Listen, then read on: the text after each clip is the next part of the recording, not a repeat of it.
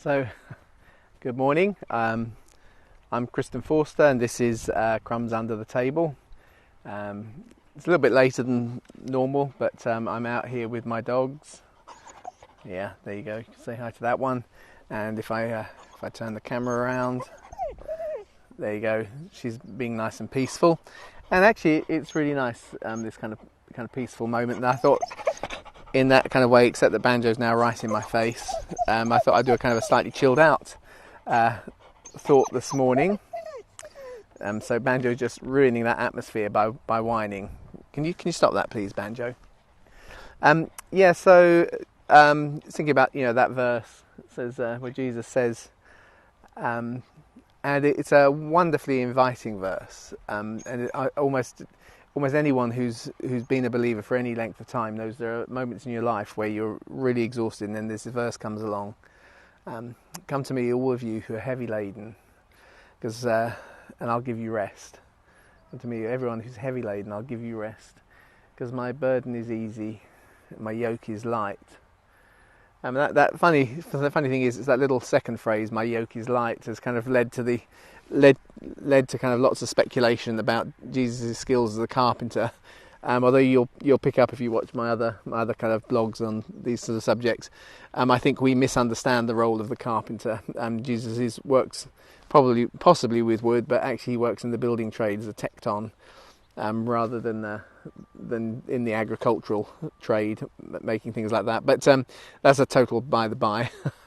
But my burden is easy, and my yoke is light. I'm just going to turn this around. Just going to let that kind of hang for a second, really. That phrase, and I find myself very often in kind of pastoral situations, and there is a kind of a place where sometimes we get ourselves into a place where mentally we're very worn out. Morning. And in that place of being very kind of worn out, we kind of get very anxious. I like the word catastrophizing, because it's something I think our society does all the time. We take things and they become catastrophes in our minds. And we know the truth of actually there is a place just to kind of calm the spirit and to rest in the Lord. And actually my experience over the years is it's kind of one of the key things in many ways that keeps my faith active and alive, that I know there is kind of no other alternative. I met someone once when I was walking my dogs who's really into TM, said I ought to try it, and I just said no thanks. I'm really happy with my prayer, my leaning into Jesus. But actually, in many ways, you see, it's not an anxious prayer. It's not a telling the Lord what I need Him to do for me. It is a resting into Him, a leaning into Him. It's a coming to Him, and just to let my spirit kind of calm, and somehow to engage with His Holy Spirit, and you find it kind of wraps around you, and there's a sort of a peace that enters into you. And so it kind of becomes the most regular, if you like, testing of my faith, because Jesus promises something which I've actually found that while it's very easy to step back out of, and actually in almost any moment you can kind of calm yourself, turning your eyes to the Lord. Therefore I think it would be very easy for me to say, because it's true, I think, that my favourite ever hymn is that simple little words, turn your eyes upon Jesus, look full in His wonderful face, and the things of earth will become strangely dim in the light of His glory and grace. And that's something I just find to be true. There's so many times we go through situations. I remember when I was working in software once, on a go-live day of a £19 million pilot, I made an error in transporting a piece of code which caused the whole thing to crash and set everything back by half a day. I got fired. Sorry, I'm laughing. It was a very depressing day. And I had the reason I got fired was because the person who'd asked me to do the work then said he hadn't asked me to do the work. He kind of totally covered his back, said it wasn't him, nothing to do with him. I'd just done it independently, which is what made it look so bad. And I remember kind of driving off and just trying to rest in the Lord and reading my Bible. And those things happen, but actually there's an incredible peace as you lean on Jesus that kind of hits you. The funny thing is, within about 2 days, the second phase of the project, 'cause this was go live, the guy in charge of that had rung me up and said, am I now available? Seeing as I got fired from the other project and got me involved in that one. And several years later, I was working on a project, and the guy who had fired me was working, who was kind of co-equal with me now on this project. And he came up to me and he said, he apologised. He said he said it was a political thing. He said most of them understood it really wasn't my issue, and apparently I'd had a huge amount of support when it happened. One person had actually kind of had just sent an email saying, when someone's done most of the work, you're more likely to find an error in their code than if somebody sat around doing nothing. And then he actually named several people who he thought that was the case for. So anyway, those are all nice little bits. But the day, it was a really awful day, and I can remember just resting in the Lord, finding that place to say, you know what, in the scheme of things, my security is not in my abilities or whether people believe the right things about me or whether people have believed stuff that's being said that isn't true. I find it in Jesus. And I suppose I just, as I say, it's not really an exegesis or a particularly profound thing this morning, but actually very often when we're going through painful experiences, there is no logic that makes it all right. It's like with a child falls over and hurts themselves. You can't explain, say, don't worry, pain's a good thing, it's going to do this, it's going to kind of heal your knee and it will all go away, and in 6 months' time you won't remember it, but they're just distraught with the blood and whatever. So actually what you need to do is emotionally you put your arms around them, you hold them, draw them into you. And actually that's part of the truth of the way the Lord works with us. Is very often He doesn't give us the intellectual answers.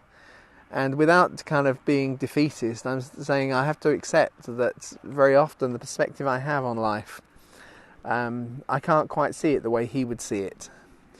And so I will inevitably, therefore, find it hard to accept whatever the logic is. And so actually what the Lord does is He meets us emotionally.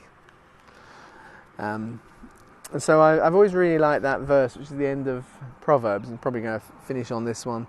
And, its context is kind of tricky because, Proverbs is one of those books. There's a friend of mine at university, before she became a Christian, that on her English degree, they read the Song of Solomon. She came back one day, she said, well, that Song of Solomon, a bit fruity, isn't it? And because of that, very often we kind of avoid the verses in there, but it's a wonderful, dangerous intimacy, is the way I like to think of it, in the Song of Solomon. It kind of, it does liken, if you like, the desire of God for a relationship with us, to a young man who's awaiting his wedding night, with all the desires and hopes, and actually his bride on the other side is saying the same things back. And at the end of that, at the end of the book of Solomon, chapter 8, it says, who's this coming up out of the wilderness? And of course, the wilderness is a place of kind of sometimes of contemplation, but equally it can be a dry place. And I think that's the context here. Who's this coming up out of the wilderness? And it says, leaning on her beloved. And that's very often, I find that verse kind of in many ways, it fills in background to that promise of Jesus, that statement of Jesus. Come to me if you're heavy laden, and I'll give you rest. Come and lean into me. When you're going through the dry places, you're going through the painful places, when you're exhausted, when you feel I don't have the resource to do what I need to do right now. And who's this coming up out of the wilderness, leaning on her beloved? Leaning on her beloved. So really, this morning I just want to kind of leave it at that, I think, which is there are moments, sometimes every day, sometimes every week, sometimes it's every 6 months, but there will be always in life, there will be those moments where we need to take time to do what Jesus asked us to do, and the more we practice it, the more restful we find it is to the soul, the more good it is for our mental well-being, the less we will learn to catastrophize when something small happens, because He meets us not with logic, but with emotion and with kindness. Come to me all who are heavy laden, and I'll give you rest. And so, Jesus, today, I want to come to you, throw my burdens, social burdens, work burdens, emotional burdens, health burdens. I want to give them to you. I want to take your yoke. See, and that the thing we often forget with the word yoke is it joins you together with someone. And normally when you yoke together, you need to be kind of equal, otherwise it gets kind of... But actually, you kind of get the sense with Jesus that he's the one who carries it. So actually, by being yoked to him, you suddenly find he's doing all the work for you. He just lifts the strain off us. And I've said before, because it's not a contradiction, but yeah, we are made to work, but we are made also to rest. And we need both things in balance. And so Jesus, we pray that during this next week we all find those adequate spaces to rest in you. In Jesus' name, amen.